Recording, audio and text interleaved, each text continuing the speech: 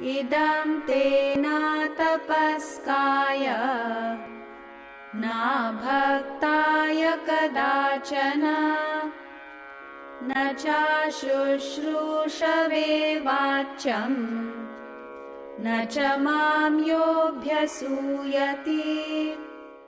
You must not teach this to one without austerity or devotion, who does no service or who derides me. So he starts with disqualifications. This is not meant to deter us. It is meant to make us aware that these are certain qualities that we need to cultivate within us. And to the extent we cultivate these qualities, it becomes easier to gain spiritual knowledge. So who is unfit for the spiritual path? Number one, na tapaskaya, no tapas. Tapas is an intellectual discipline where the intellect watches where you are wasting your energies, where you're dissipating your energies, helps to conserve these energies by holding them back, and then you find you have a whole lot of resources, energy within yourself to redirect towards the achievement of your own goal. If you don't do tapas, if you don't follow this practice, you find that even if you have a goal, you're dissipating your energy so much in unproductive channels that you have neither the time nor the inclination to do something meaningful. You know, there was a lady here who is a born musician, but the whole day she would waste in talking over the cell phone to her friends and doing all sorts of things. At the end of it, she gave it up. She's not doing it anymore, pursuing it, which is a great pity because she had so much talent and so much interest in pursuing music, and she just allowed it to waste away because she could not do this tapas, conserving your energy and redirecting it. If Sachin Tendulkar has achieved the heights he has achieved, it is because of tapas. If Bhimsen Joshi has achieved the heights that he has achieved, it's because of tapas. You have to have that intellectual strength to prevent yourself from indulging in wasteful avenues and redirecting your energies towards what you yourself want to achieve. This is tapas, intellectual discipline. No bhakti. Bhakti, emotional discipline. Devotion, love, feeling. You know, when your mind is full of positive emotions, there is no resistance within you. You're able to absorb and pursue your vocation effortlessly.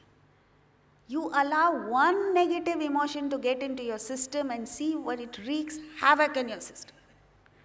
You can't sleep, you can't function properly, you can't do anything properly because you're just entertaining negativity. And this negativity is imaginary. 99.9% of our negative feelings are all imaginary. You sit there and imagine, and you come up with ridiculous things. There's a young girl who says, "Oh, I feel discriminated against at the dining table because the spoons are all kept with my mother-in-law." Arre? It's absurd to even think like that. And so you become miserable. So the mother-in-law said, "Please keep all spoons with you." Negativity. So devotion, love facilitates understanding, facilitates success. So you must declare war on your own negative emotions. Watch out for them. The moment the thought comes, "Oh, why did he do this?" Clip it there and then, because it doesn't matter. What matters is my mind must be free from hatred and negativity. And if you're able to achieve that, by God, you can congratulate yourself. It's like getting a Nobel Prize.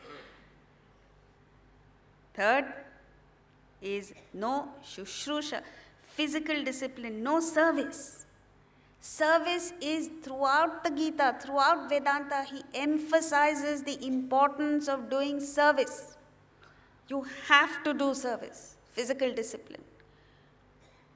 How often? Not once a week. Not once a year. You don't just write out a check. The other day somebody gave a 10 rupee coin. That's not service. Service is constant. Every moment of your life you must be full of this irresistible urge to do service. Why? Because you have received so much. Every moment of your life you must have this burning desire to pay back, to do service in whatever way. And then the last is abhyasuya, not one who derides me. You should not belittle this knowledge. The approach to knowledge, in fact, the approach to knowledge of any kind, particularly spiritual, must be one of respect. When you fall ill and go to a doctor, you must go with this non-derisive attitude. Nowadays, people download information from the net and go armed with this information to a doctor, not to ask for advice, to check whether the doctor knows what he already knows. So, there are cardiac surgeons who get highly irritated when a patient goes with printouts. So that's not the way to approach. When you go to a lawyer or a chartered accountant, the fundamental thing must be that I don't know and I'm coming to you because you know. With respect. Like Emerson said, every man I meet is in some way my superior. That attitude you should carry with you. And if you carry this, then you will be able to benefit from this knowledge. Next verse.